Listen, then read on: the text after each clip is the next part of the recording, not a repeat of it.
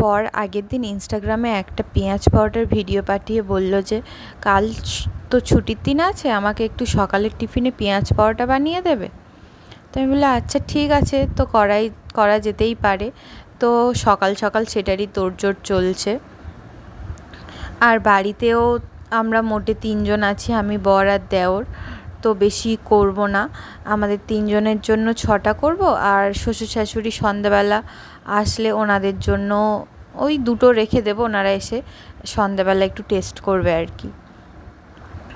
তো বর যেমন ইনস্টাগ্রামে রিলস পাঠিয়েছিল সেরকমভাবেই আমি করছিলাম, খুব একটা ভালো হয়নি, তাই আমি আমার পদ্ধতিতে করছি। প্রথমে এই 2টো করেছিলাম, কি বাজে হয়েছে দেখো। আর বরকে বলছিলাম যে তুমি একটু ভেজে দাও না, অনেক দেরি হয়ে গেছে, আমি এগুলো বেলে দিচ্ছি। তো আমাকে এসে হেল্প করছিল। তো পেঁয়াজ পরোটার সাথে আমরা একটু ডিম ভেজে নিয়েছিলাম আর শেজওয়ান সস নিয়েছিলাম। তো এর সাথে একটু টক দই হলে খেতে ভালো লাগতো। তোমরাও বাড়িতে বানিয়ে দেখো, খুব খেতে ভালো লাগবে জিনিসটা।